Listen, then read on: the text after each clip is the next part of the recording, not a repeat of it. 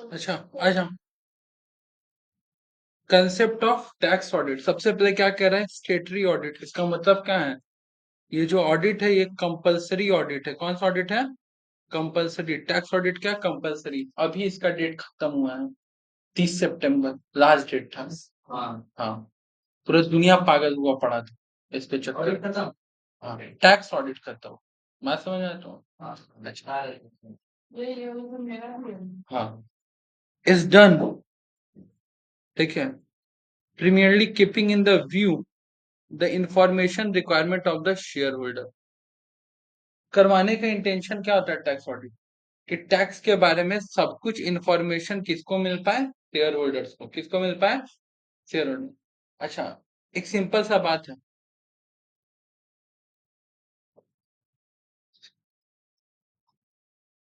कोई भी कंपनी है और हम लोग को पता है उसका मेंबर है, करेक्ट? कंपनी और मेंबर दोनों तो अलग अलग पर्सन होता है, हाँ या ना? बिल्कुल पता है चीज। कंपनी अलग, उसका मालिक अलग, ठीक है। अगर मान लो कंपनी टैक्स गलत पे कर दिया, गलत टैक्स पे किया है, टैक्स नहीं पे करना, तो कंपनी ना फंसेगा, मेंबर को काहे चाप लेना है, हाँ या ना? लेकिन एक कंसेप्ट आता था लिफ्टिंग ऑफ कॉर्पोरेट बिल, जिसमें था रामू, और इस ए का मतलब उस कॉन्सेप्ट में था एरियर ऑफ टैक्स। कहने का मतलब है कि अगर कंपनी का टैक्स बाकी है तो गलती कंपनी का, बट फंसेगा कौन?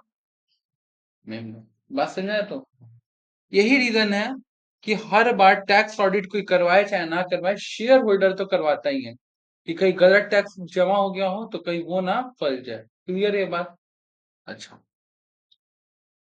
बट ऐसा नहीं है कि सिर्फ शेयर होल्डर को चाहिए होता है, कुछ अदर स्टेक होल्डर भी हैं who are interested in the financial information of entity. कुछ अलग स्टेक होल्डर, दो तरह का लोग होता है, ध्यान से। शेयर होल्डर को स्टेक होल्डर बोला जाता है, शेयर होल्डर को स्टेक होल्डर, लेकिन स्टेक होल्डर को शेयर होल्डर नहीं बोला जाता है। स्टेक होल्डर का मतलब इस वर्ड का, कोई भी पर्सन जिसको कंपनी में किसी भी प्रकार का लेन देन या किसी भी प्रकार का इंटरेस्ट हो।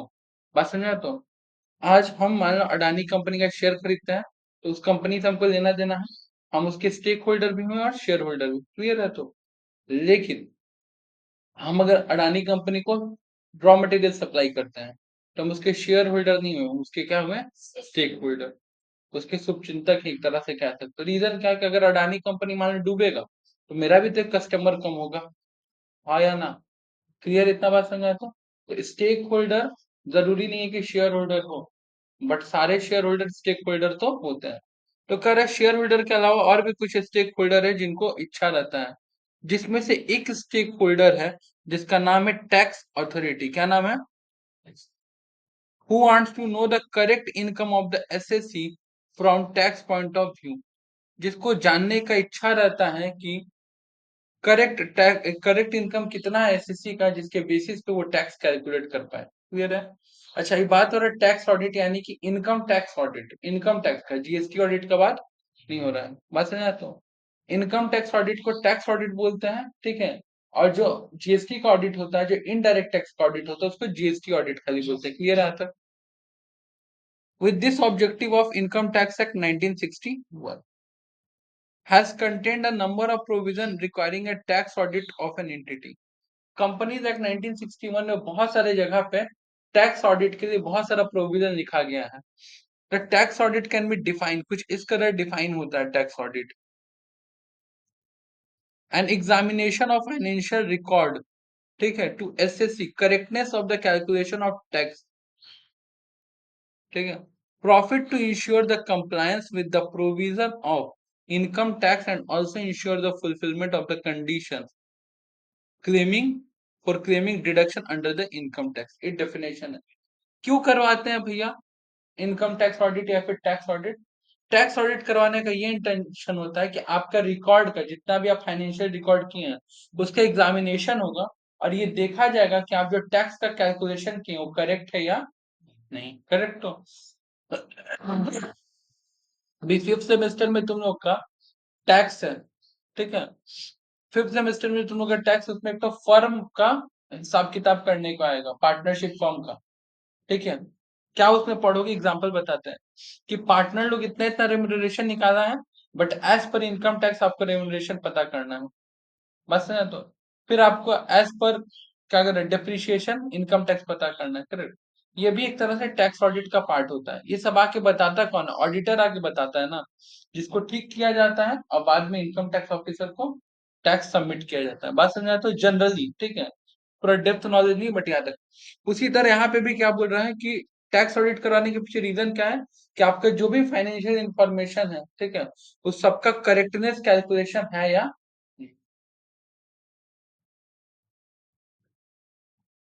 टाइप ऑफ टैक्स ऑडिट, कितना तरह का टैक्स ऑडिट है, ठीक है।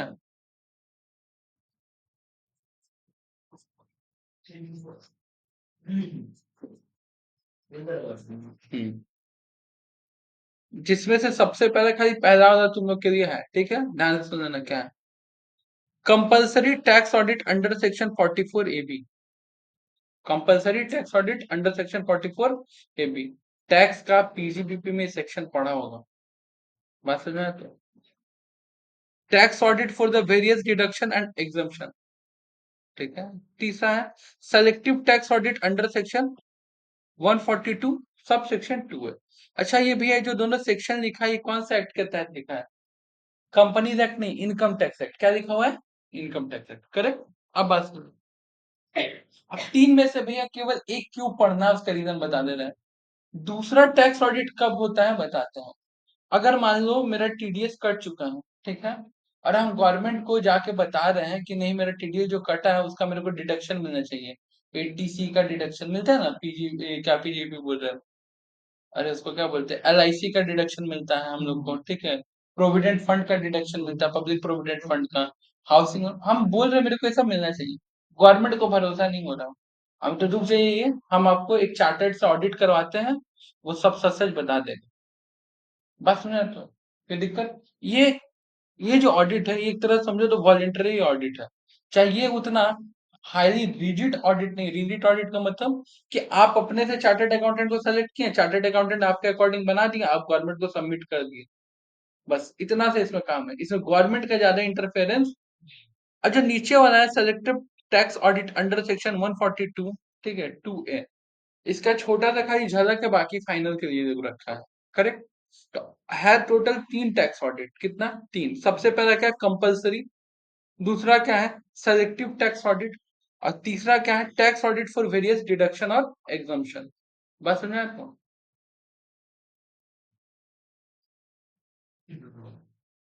अब देखो टैक्स ऑडिट एप्लीकेबल कब होता है, as per section 44 A B, ठीक है। टैक्स ऑडिट, क्या हम भी टैक्स जमा करते हैं, रोहन भाई भी टैक्स जमा कर रहे हैं, बहुत सारे लोग टैक्स जमा करते हैं, क्या हम लोग का टैक्स ऑडिट होगा, जिसका यहाँ पे फैसला होगा। देखो क्या बोला, tax audit is compulsory for the following categories of the SSC. SSC मतलब जानते हैं ना, पर्सन जो कि टैक्स पे करेगा।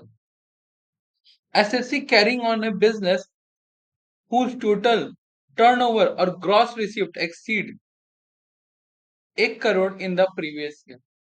अगर प्रीवियस ईयर में, ठीक है, प्रीवियस ईयर में एसएससी का टोटल सेल, बिजनेस कर रहा है, टोटल सेल कितना क्रॉस कर जाए, तो फिर उसको टैक्स ऑडिट करवाना पड़ेगा। क्लियर इतना बात।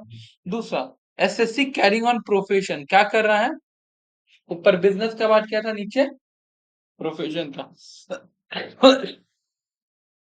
अगर प्रीवियस ईयर में कितना पार कर जा रहा है, 25 लाख ग्रॉस रिसीव, क्या चीज, ग्रॉस रिसीव, तो उसको भी क्या करवाना पड़ेगा, करेक्ट हो।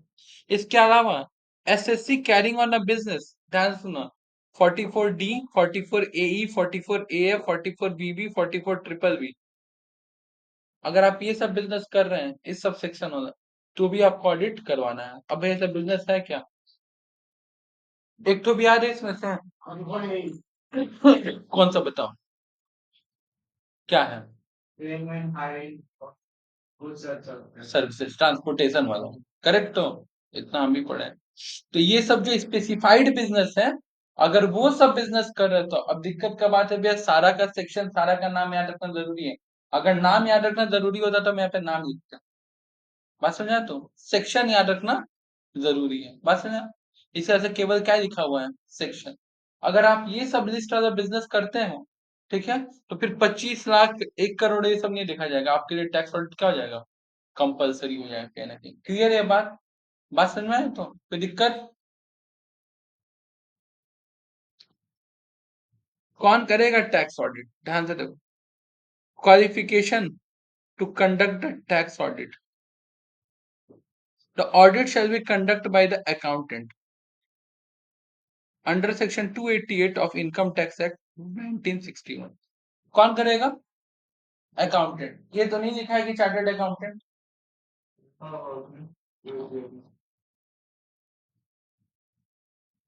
This section define accountant as follow.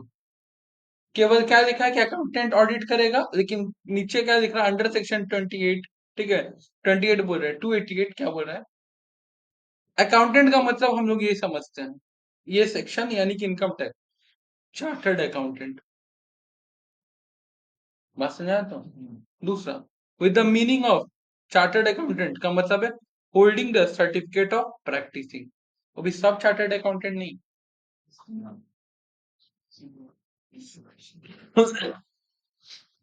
जब भी आप सीए या सीएस या सीए में बन जाते हैं, ठीक है, सीए सीएस सीए में बनने के बाद आपके पास दो ऑप्शन मिलता है, या तो आप सीओ पी लीजिए या तो आप सीओ ई लीजिए, एक टाइम पे दोनों ले नहीं सकते, या तो एम्प्लॉयमेंट या तो प्रैक्टिसिंग। लास्ट डे भी शायद बताए थे। तो जो इंसान प्रैक्टिसिंग यानी कि जो इंसान ये सेलेक्ट किया है कि हम खुद का ऑफिस खोलेंगे, खुद का बिजनेस करेंगे, बात समझ में आया? तो प्रोफेशनली ये काम करेंगे, जिससे लॉयर लोग अपना ऑफिस खोलता है, तब केवल उसको, मतलब कोई इंसान अगर चार्टर्ड अकाउंटेंट और कहीं जॉब कर रहा है तो उसको फिर टैक्स ऑडिट करने का मौका नहीं मिलेगा। क्लियर? कह रहा है दूसरा, वो इंसान ऑडिट कर सकता है जो ऑडिटर ऑफ कंपनी हो। अब ऑडिटर ऑफ कंपनी क्या होता है? 226 subsection 2 of Companies Act, it is noted that the virtue resolution of the Council of the Institute of Chartered Accountant of India with effective from 1/4/2005 as a member in the part-time practice is not entitled to perform tax audit। Companies act बोलता है कि भैया यहाँ पे भी वो बोल रहा है कि जिसके पास सर्टिफिकेट ऑफ प्रैक्टिसिंग होगा वो ऑडिट कर सकता है, लेकिन जो पार्ट टाइम प्रैक्टिशनर होगा क्या होगा, वो नहीं कर सकता। पार्ट टाइम प्रैक्टिशनर का मतलब क्या होता है? मान लो फॉर एग्जांपल, ठीक है, तुम में से कोई सीएमए बन गया या सीए बन गया फॉर एग्जांपल, ठीक है, जब बन जाओगे तो तुम लोग के मन में आया कि हम लोग ना जॉब करेंगे ना करेंगे, हम लोग पढ़ाएंगे, ट्यूशन पढ़ाएंगे, बहुत सारे लोग पढ़ाते हैं, सुबह से शाम तुम्हारा पढ़ाने में निकल रहा है, ठीक है, और दो चार क्लाइंट का काम पार्ट टाइम में कर लेते हो, मतलब तुम्हारा प्रैक्टिसिंग का काम पे पूरा फोकस नहीं है, तो पार्ट टाइम काम हुआ, क्या हुआ? क्योंकि भैया अगर एम्प्लॉयमेंट का सर्टिफिकेट लोगे तब तो प्रैक्टिसिंग ऐसे ही करना मना है। लेकिन कई बार क्या लोग होते हैं, स्मार्ट लोग होता है, ट्यूशन पढ़ाएगा और साइड में पार्ट टाइम में क्या करेगा, प्रैक्टिसिंग करेंगे। बात समझ में आया? तो अच्छा, कुछ लोग उससे भी ज्यादा स्मार्ट होता है, ठीक है, सीए बन गया है, ना प्रैक्टिसिंग करेगा ना पढ़ाएगा, कोई और ही बिजनेस कर रहा है, जैसे CA Sonu Sharma Vestige company का प्रमोशन करते रहता है, अब पार्ट टाइम में दो चार फॉर्म पे तो साइन कर ही सकता है, भाई सीए का डिग्री है उसके पास। फिर सीए अमन गुप्ता, बोर्ड का मालिक, बस है, तो दिन भर तो उसका मेन फोकस का अपना बिजनेस पे है, तो वो अगर प्रैक्टिसिंग का काम कर रहा है तो पार्ट टाइम प्रैक्टिस कर हुआ ना। बस समझ में आती है बात? अच्छा, disqualification of tax auditor, disqualification of tax auditor, ठीक है, हकीकत बात है कि ज्यादा पैसा प्रैक्टिशनर लोग कमाता है, ठीक है, हाँ, जॉब में जब जाओगे तो स्टार्टिंग में 60-70 मतलब सैलरी स्टार्ट हो जाता है, बट 2 साल 2.5 साल 3 साल बाद जब आप प्रैक्टिस में जमने लगते हो, मार्केट लेने, तब अंधा पैसा। हाँ, a chartered accountant who return the book of SSC, कह रहा है डिस्क्वालिफिकेशन,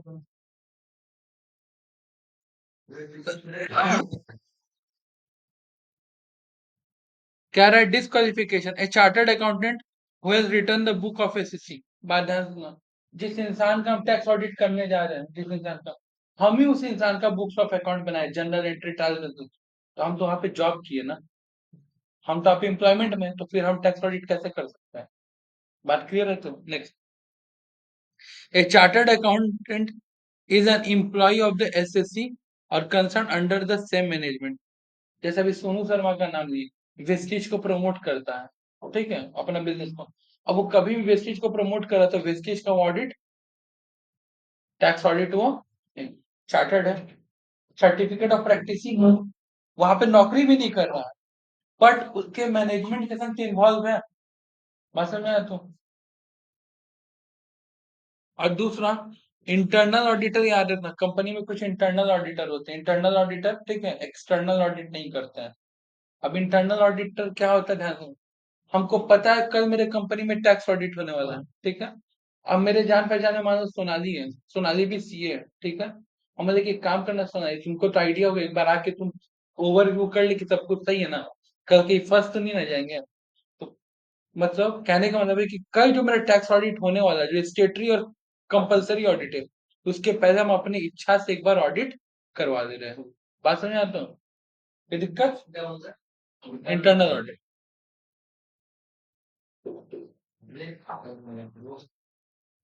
अच्छा, अगर हमको टैक्स ऑडिटर को हटाना है तो क्या करना होगा?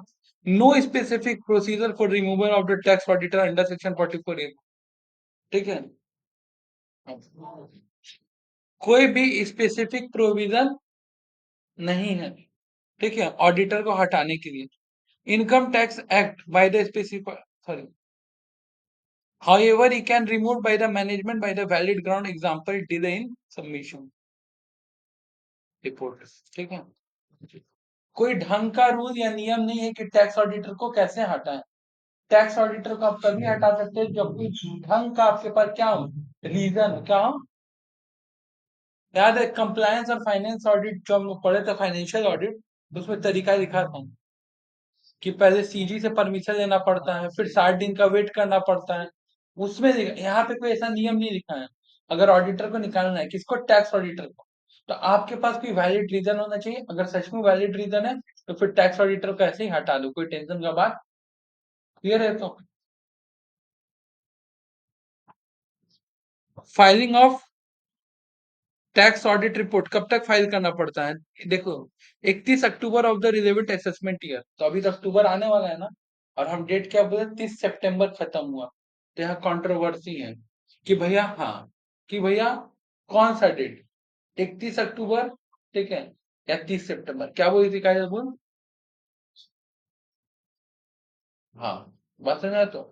जिसका बिजनेस इंडिया के बाहर भी है उनके लिए 31 अक्टूबर, और जो इंडिया के अंदर ही केवल बिजनेस करते हैं, ठीक है, डोमेस्टिक एरिया में, क्या अपनी यूनियन टेरिटरी में, उनके लिए 30। कोई दिक्कत है?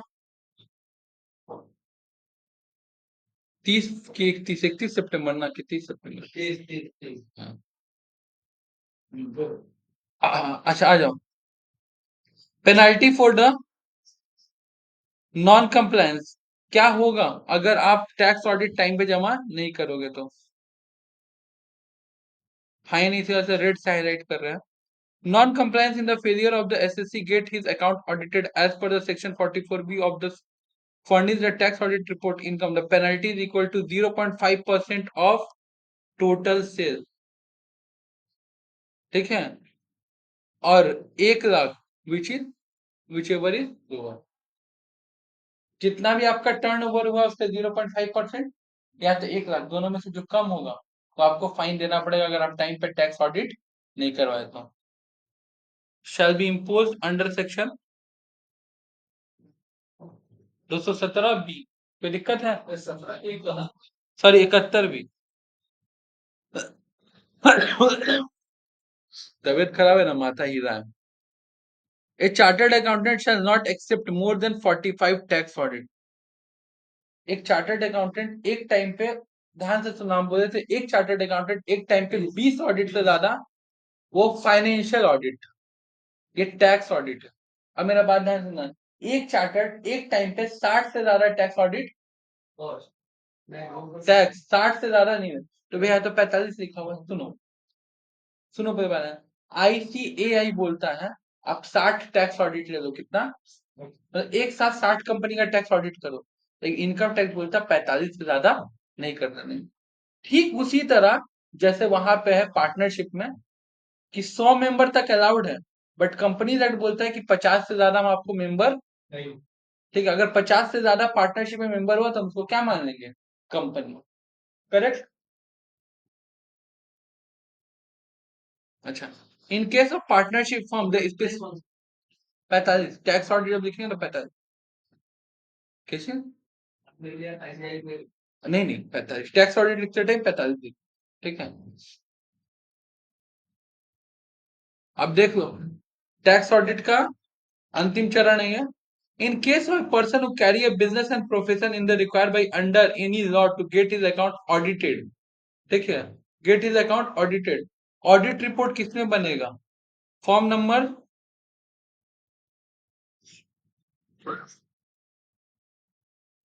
3CA। कोई दिक्कत है, स्टेटमेंट किसमें बनेगा, 3CD, कोई दिक्कत नहीं है। लेकिन in case of business carry a business of profession but not being person refer to the above, ऊपर जिन इंसान का बात हुआ है उससे हट करके कोई अलग अनोखा इंसान है, बस है। एग्जाम्पल, मान लो कोई बाहर से NRI आया, कुछ दिन के लिए यहाँ पे बिजनेस किया है, बात समझा तो। हाँ, तो जिन लोगों के बारे में ऊपर बात हुआ था उन लोगों को क्या, 3CA और 3CD, person refer to above, not being person, जो व्यक्ति के बारे में ऊपर बात नहीं हुआ है उन सब के लिए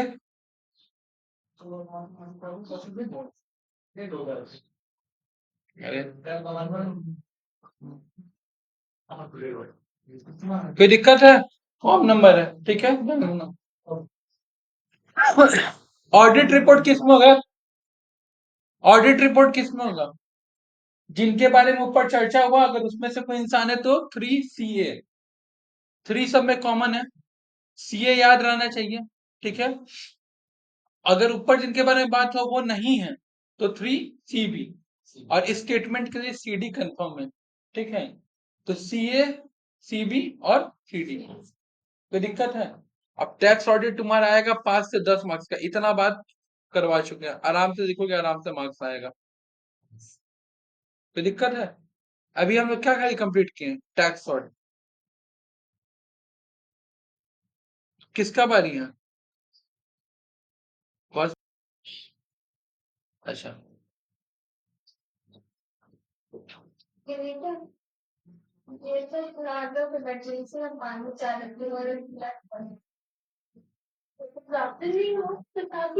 बेवकूफ लड़की, व्हाट कैसे हटा सकती है रे, कल सीए में पढ़ रही है, सीए पढ़ रही है।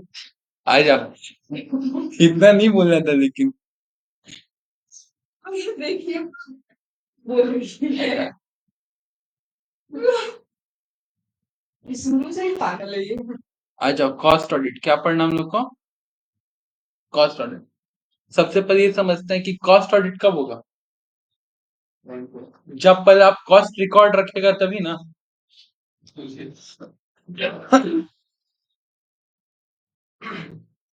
If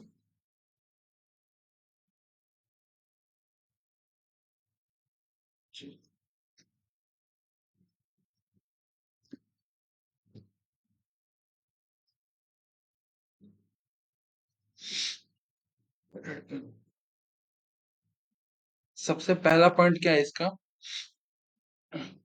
cost audit mean auditing of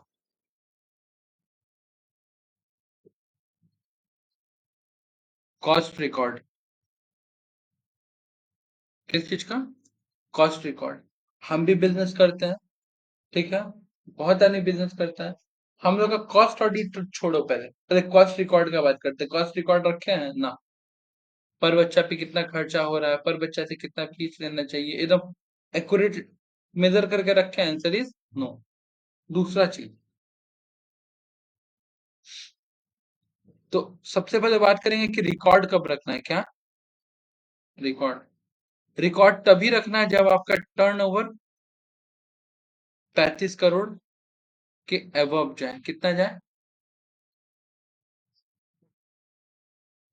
तो सोचो यही रीजन है कि कुछ लोग बोलता है कि कॉस्ट अकाउंटेंट को उतना डिमांड, क्योंकि कॉस्ट अकाउंटेंट जनरली पहले कॉस्ट रिकॉर्ड रखेगा ना, बात ध्यान से समझ रहे हैं, पूरा क्लियर कर रहे हैं, ठीक है। तो कॉस्ट रिकॉर्ड रखेगा, तो कॉस्ट रिकॉर्ड केवल उसी कंपनी में रखा जाएगा जिसमें 35 करोड़ रुपया टर्नओवर पार होता है। अगर 35 करोड़ टर्नओवर पार नहीं होगा तो उसके बाद उसको जरूरत, क्लियर है ये बात सुना तो।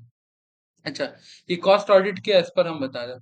तो इसी वजह से बहुत लोग बोलता है कि 35 करोड़ पार होगा तब ना कॉस्ट अकाउंटेंट की जरूरत पड़ेगा, बट ऐसा नहीं है। कॉस्ट अकाउंटेंट केवल कॉस्ट का काम नहीं करता है, और भी बहुत सारा काम वो कर सकता है। तो ये जरूरी नहीं है कि केवल उसी कंपनी में आपको नौकरी मिलेगा जहाँ पे टर्नओवर 35 करोड़ पार, उससे छोटा कंपनी में भी काम मिल जाता है, कोई दिक्कत नहीं है ना। अच्छा, दूसरा, कॉस्ट रिकॉर्ड रखा जाता है फॉर्म नंबर CRA1, किस में रखा जाता है? जो भी कॉस्ट का रिकॉर्ड रहता है, एक स्टेटमेंट बनाना पड़ेगा ना। हाँ, कॉस्ट शीट, लेबर, मटेरियल जो भी बनेगा वो सब रिकॉर्ड कहाँ रहेगा? CR। कोई दिक्कत?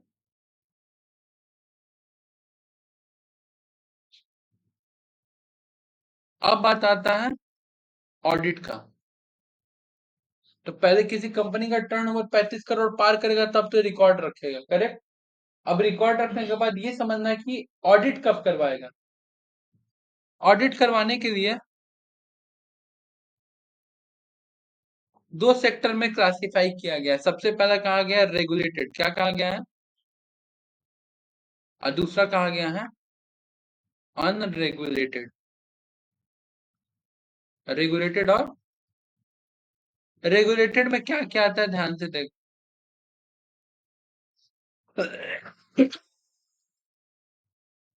सबसे पहला जो इंडस्ट्री आता है वो है टेलीकॉम, क्या आता है? Clear, telecom. दूसरा जो इंडस्ट्री आता है वो है पेट्रोलियम, क्या आता है? तीसरा जो आता है हम लोग का वो है पावर, क्या है? उसके बाद जो आता है ड्रग्स, ड्रग्स का मतलब दवाई वाला कंपनी, ठीक है। पंजाब मत पहुंच जाना, ठीक है। अच्छा, उसके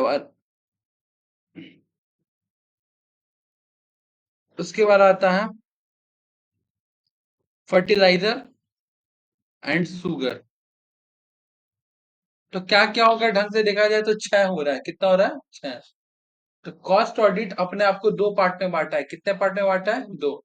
बोला, एक तो रेगुलेटेड, एक तो अनरेगुलेटेड। रेगुलेटेड में क्या क्या है? Telecom, petroleum, power, drugs, fertilizer, चीनी। अगर आप ये पांच चीज का काम करते हैं तो आप किस में आएंगे? रेगुलेटेड में। और इस पांचों को छोड़ के बाकी जो भी बिजनेस बचा हो किस में आ जाएगा? Rest of all. हम लोग किस में आ गए? Unregulated, correct. अच्छा, हीरो होंडा, हीरो और होंडा किस में आ गया? रेगुलेटेड क्या नहीं? किस में आएगा? रेगुलेटेड कैसे? तुम्हारे मन में 2 मिनट के लिए चला पेट्रोलियम बाइक मतलब रेगुलेटेड। अच्छा, तो अनरेगुलेटेड, क्लियर है इतना बात? अगर आप रेगुलेटेड सेक्टर है, क्या है? ध्यान से सुनना, अगर आप रेगुलेटेड हैं, जब आपका टर्नओवर 50 करोड़, कितना? और इंडिविजुअल प्रोडक्ट या सर्विस, इंडिविजुअल प्रोडक्ट या सर्विस 25 करोड़ मिनिमम टच करेगा तब आप ऑडिट करवाइए। भैया थोड़ा सा कंफ्यूजन हो रहा है इस बात का, पहले 35 करोड़ आया, फिर ये 50-25 करोड़ आ रहा है, ये लफड़ा है क्या? ये तो आपका ऑडिट तो तब होगा ना जब आप फाइनेंशियल रिपोर्ट बनाओगे, तो उसी तरह आपका कॉस्ट ऑडिट तो तब होगा ना जब आप कॉस्ट रिपोर्ट बनाओगे। कॉस्ट रिपोर्ट बनाने के लिए लिमिट कितना है? 35 करोड़, या जो उससे ज्यादा होगा तब। अब उसको ऑडिट करवाने के लिए देखना पड़ेगा कि रेगुलेटेड हो कि, अगर आप रेगुलेटेड हो क्या, और 35 करोड़ पिछले बार पार हुआ था, इस बार टर्नओवर 50 करोड़ पार हो गया, कितना? साथ ही साथ एग्जाम्पल बता रहे हैं, आप पेट्रोलियम में तो केवल पेट्रोल नहीं बेचते हो, पेट्रोल का टोटल 5 प्रोडक्ट बनता है अलग अलग, बात समझ आता हूँ। उसमें से कोई एक प्रोडक्ट बेच के आपका टर्नओवर कितना हो जाता है? 25। अंदाजा हुआ, एग्जाम्पल दे रहे, कोई लिंकअप नहीं है। वैसलीन में भी पेट्रोलियम का मात्रा होता है, हाँ या ना? करेक्ट, होता है, ठीक है। सपोज करो रिलायंस कंपनी पेट्रोल भी बेचता है और वैसलीन भी बेचता है, दोनों पेट्रोलियम प्रोडक्ट है, करेक्ट। पेट्रोलियम जब बेचता है वेसलिन और ये क्या कहते हैं पेट्रोल, दोनों का सेल मिला के हो रहा है 50 करोड़, कितना हो रहा है? लेकिन उसमें से 25 करोड़ केवल वो अकेले कहां से कमा ले रहा है? पेट्रोल से। किससे? जब ये दोनों कंडीशन टच करेगा तब आपको ऑडिट करवाना पड़ेगा। जब ये दोनों कंडीशन टच करेगा तभी आपको ऑडिट करवाना, अदरवाइज आपको जरूरत नहीं। क्लियर ये बात? एक बार फिर रिपीट कर रहे हैं, अगर आपका टर्नओवर 35 करोड़ पार होता है तो आपको रिपोर्ट बनाना पड़ेगा, लेकिन उसको ऑडिट तब करवाएंगे जब देखेंगे आप रेगुलेटेड में आते हैं कि। और रेगुलेटेड में क्या नियम है? अभी तक रेगुलेटेड में ये नियम है कि आपका जितना भी प्रोडक्ट बेचते हैं, 5 तरह का पेट्रोल बेचते हैं, क्रूड ऑयल पेट्रोल उसके बाद पेट्रोलियम वैक्स, बस में तो ये पांचों प्रोडक्ट मिला करके, ठीक है, ये पांचों प्रोडक्ट मिला के 50 करोड़ टर्नओवर पार होगा या टच करेगा तो आपको क्या ऑडिट करवाना पड़ेगा। लेकिन एक और कंडीशन है, उस 5 प्रोडक्ट में से कोई एक प्रोडक्ट आपका हीरो या फिर मास्टर प्रोडक्ट होना चाहिए। करेक्ट। मास्टर प्रोडक्ट का मतलब क्या? वो अकेला प्रोडक्ट कितना टर्नओवर करवाता हो? 25 करोड़। हाँ, नहीं हुआ तो नहीं होगा ऑडिट। क्लियर है? मतलब 50 करोड़ टच कर गया है बट 25 करोड़ टच नहीं करा था, ऑडिट करेक्ट। अब जो बात रेगुलेटेड के लिए समझाएं वो सेम बात अनरेगुलेटेड के लिए, बस टर्नओवर क्या है? 100 करोड़। क्या है? और यहाँ पे इंडिविजुअल प्रोडक्ट और सर्विस कितना है? 35 करोड़। कितना है? फिर दिक्कत है। रेगुलेटेड सेक्टर के लिए कितना है? 100 और 25, सॉरी रेगुलेटेड सेक्टर 50 और 25, और अनरेगुलेटेड के लिए कितना है? 100 और 35। करेक्ट यहाँ तक? अब ये आया एलिजिबल, अभी तक जो बात की वो बात की एलिजिबिलिटी ऑफ कॉस्ट ऑडिट। ये सब होगा तब आपका कॉस्ट ऑडिट करवाना जरूरी है, अदरवाइज। अब बात यह आता है कि कॉस्ट ऑडिटर को अपॉइंट कौन करेगा? किसको? अच्छा, जाहिर सी बात है कॉस्ट ऑडिट करेगा कौन? कॉस्ट अकाउंटेंट, सीए में। और अगर नहीं मिल रहा सीए में तो सीए से करवा लो। ठीक है। अपॉइंटमेंट कैसे होगा? ध्यान से सुनना। अगर आपके कंपनी में ऑडिट कमेटी है, एसी का मतलब ऑडिट कमेटी, तो ऑडिट कमेटी रेकमेंड करेगा। क्या करेगा? रेकमेंड करेगा, और बीओडी उस इंसान को सेलेक्ट करेगा। अब जैसे एग्जांपल बताते हैं, हम M2S का बोर्ड ऑफ डायरेक्टर है, ठीक है, और तुम लोग सब इतना सारे स्टूडेंट सब तो सीएमए किया है, करेक्ट हो? तो हम ऑडिट कमेटी हैं, बात समझा? हम 4 5 6 आदमी सबका नाम सजेस्ट किए, रेकमेंड किए। अब उसमें से किसी एक इंसान को बोर्ड ऑफ डायरेक्टर लोग क्या कर लेगा? सेलेक्ट कर लेगा एज अ। अब है किस बेसिस पे? जिससे फीस, जिसका हम पे कर पाए, जिसका फीस हम अफोर्ड कर पाए, उससे। क्लियर है बात? और अगर ऑडिट कमेटी नहीं है तो रेकमेंड भी नहीं करेगा, तो डायरेक्ट बीओडी अपने मन से क्या कर लेगा? सेलेक्ट। क्लियर है बात? अब दूसरा चीज आता है कि कॉस्ट ऑडिटर फीस या फिर रेम्यूनरेशन कितना लेगा।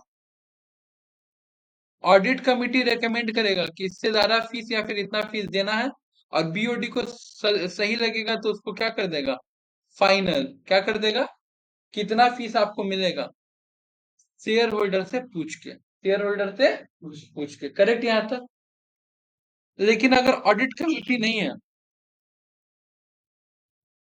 तो फिर डायरेक्ट बीओडी फाइनल करेगा। कौन फाइनल करेगा? बीओडी, वही शेयर होल्डर से पूछ के। क्लियर है बात? यहां तक कोई दिक्कत?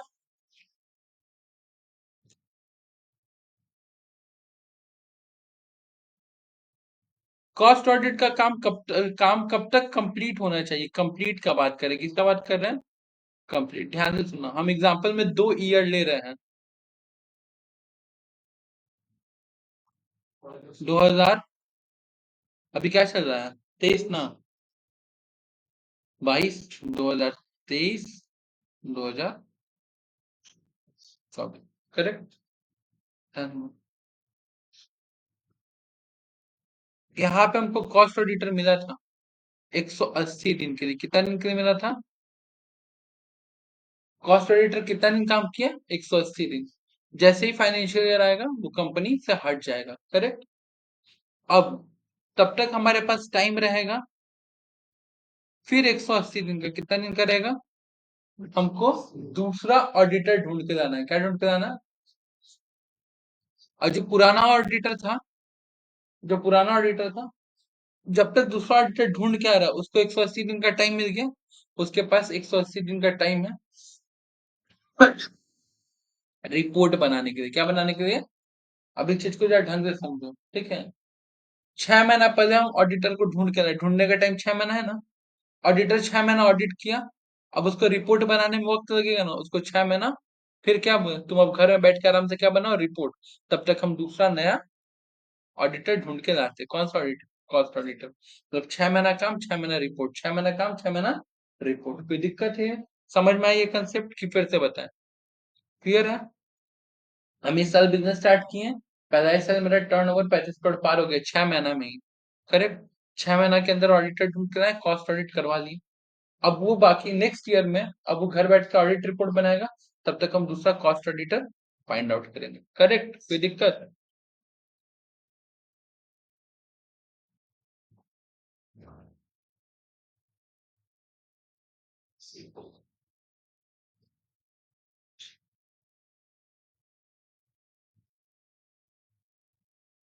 कॉस्ट ऑडिट, कॉस्ट रिकॉर्ड रखा जाता है CRA 1 में।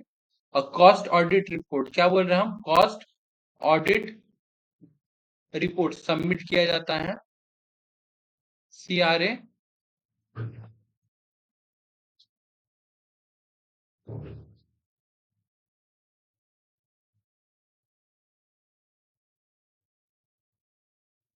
2 में। किस में? 2 में। हाँ? किसको सबमिट किया जाता है भैया? ROC को। किसको? ROC को। कोई दिक्कत नहीं है। ROC को और कंपनी को करेगा, ठीक है। 30 दिन के अंदर, कितने दिन के अंदर? भाई अभी 30 दिन क्या है? आप तो बोले रिपोर्ट बनाने के लिए कितना दिन मिलेगा, 180 दिन। बनाने के लिए 180 दिन मिला है, सबमिट 30 दिन के अंदर करना है। जैसे ही नया ऑडिटर आया है ना, नया ऑडिटर आने के 30 दिन के अंदर आप जमा कर दोगे। क्लियर है? तो हम 6 महीना काम किए, अब 6 महीना हम तो जाके घर में बैठ के रिपोर्ट बनाएंगे। तब तक 6 महीना बाद कंपनी ढूंढ के लाए विनीता का जो नया ऑडिटर। अब आज विनीता अपॉइंट हो गई। अब से मेरे पास 30 दिन का टाइम है रिपोर्ट सबमिट करने के लिए। रिपोर्ट कंप्लीट करने के लिए 180 दिन का टाइम था, सबमिट करने के लिए 30 दिन का टाइम। क्या चीज? तो भी उसके पास 180 दिन का टाइम, उसका टाइम उससे कोई नहीं छीन रहा है। बात समझा? तो कोई दिक्कत है कि रिपीट करें? रिपीट करें? रिपीट करें तो बोलो, एक बार कर देते हैं। फाइनेंशियल ईयर में 6 महीना ऑडिटर काम किया, फिर नेक्स्ट फाइनेंशियल ईयर के स्टार्टिंग 6 महीना वो क्या करेगा, रिपोर्ट बनाएगा। तब तक नया ऑडिटर आ जाएगा। जैसे ही ऑडिटर आएगा 30 दिन के अंदर वो जो रिपोर्ट बनाया है सबमिट कर देगा। कोई दिक्कत? कुछ पूछना है कौतल? क्लियर है यहाँ तक? चल। थोड़ा पेचीदा बनाए दिया है। अच्छा।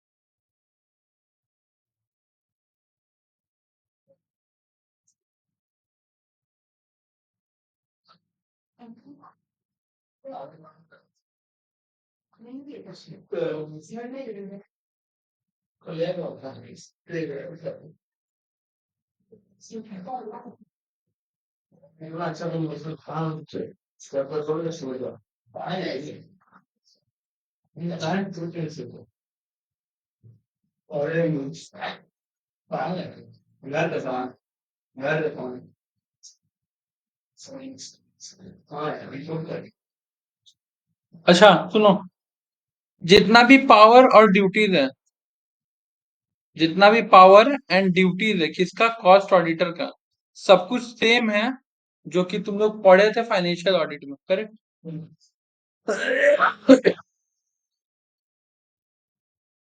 बस इतना याद रखना, छोटा सा चीज इतना याद रखना कि कुछ लोगों का भले टर्न ओवर टच कर जाए, क्या हो जाए, बट फिर भी बट फिर भी उन लोगों को कॉस्ट ऑडिट नहीं करवाना है। किन लोगों को? ध्यान से सुनना। सबसे पहला उन लोगों को जो SEZ में काम करते हैं, कहाँ काम करते हैं? स्पेशल इकोनॉमिक जोन, ठीक है। गवर्नमेंट कुछ एरिया को सेलेक्ट करता है जो थोड़ा पिछड़ा एरिया होता है। अगर कोई बिजनेसमैन वहां जाके बिजनेस कर रहा है, कोई बिजनेसमैन वहां जाके बिजनेस कर रहा है, तो फिर गवर्नमेंट उसको ज्यादा परेशान नहीं करता, बोलता है, जाओ तुमको बख्श दिए कॉस्ट ऑडिट से, ठीक है। दूसरा,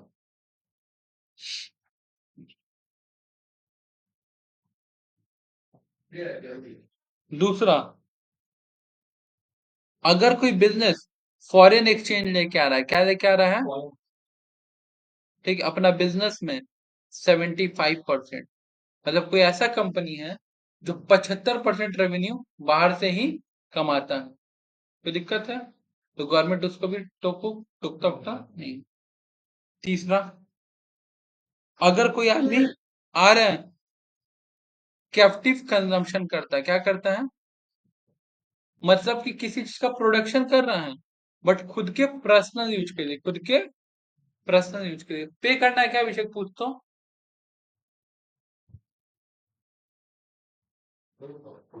खुद के पर्सनल यूज के लिए। एग्जाम्पल, TCS है और टाटा टी है, पेमेंट करना है, पासवर्ड याद है ना, ठीक है। टाटा टी भी बनाता है और TCS है, हाँ या ना, ठीक है। लेकिन टाटा टी बनाने के बाद बाहर बेचता भी तो है। अगर वो बाहर नहीं बेचता, बस वो टाटा टी बना रहा अपना ऑफिस के एम्प्लॉय लोग के लिए, तो फिर हो गया कैप्टिव कंजम्पशन। याद आ जाएगा वो जो बता रहे हैं। याद है जैस्मीन में पहले कितना पीला रंग का लंबा साबुन मिलता था, पापा मम्मी मिलाते थे, वो बाहर नहीं बिकता था, बेचने के लिए नहीं बनता था, वो एम्प्लॉय लोग के ही यूज के लिए, ऑफिस के ही काम के लिए बनता था। दाग उग लग जाता था उसके लिए, हाँ या ना? बट हम लोग यूज कर लेते तो बात का बात है, कहीं ना कहीं से हम लोग को मिल जाता था, काट काट के यूज करते थे। अभी मिल, तो वो क्या, वो बाहर बेचने के लिए बनता था नहीं, वो कैप्टिव कंजम्पशन था खुद के लिए। तो मान लो खुद साबुन बना बना के खुद के एम्प्लॉय को बेच बेच के अगर 35 करोड़ टर्नओवर पार कर भी जाता है, ठीक है, तो भी जरूरत नहीं है, क्योंकि आप अपने यूज के लिए बना रहे, तो खुद से खुद को धोखा थोड़ी दोगे, हाँ या ना? तो 3 आदमी को ऑडिट करवाने की जरूरत नहीं, कॉस्ट ऑडिट, ऐसी रेट, ठीक है, ऐसी रेट, ठीक है, फॉरेन एक्सचेंज, ठीक है, जो 75 कैप्टिव कंजम्पशन। क्लियर ये बात? कोई दिक्कत नहीं। अब ध्यान से सुनना, कल रात को कॉस्ट ऑडिट में थोड़ा सा चेंज आया है, मतलब अभी नया नया अमेंडमेंट है, ठीक है। एक बार हम पढ़ाने का पढ़ा देते, बट हमको एक बार कंफर्म होना है खाली, ठीक है, कि तुम्हारे CMA में वो अपडेट है कि नहीं है। वो जैसे ही हम कंफर्म होंगे, छोटा सा अपडेट है, फॉर्म नंबर इधर उधर होगा, ठीक है। जैसे ही वो अपडेट होगा, हम तुम लोग को नेक्स्ट डे वो भी बता के क्लियर कर देंगे, कोई दिक्कत नहीं है। तो आज जाके भले कॉपी में टैक्स ऑडिट उतार लेना, बट कॉस्ट ऑडिट अभी उतारना मत, जितना बार बोले उतना ही बस, है ना? तो फॉर्म सबका बस नाम चेंज किया और एक तो नया फॉर्म ऐड कर दिया, क्लियर इतना बात?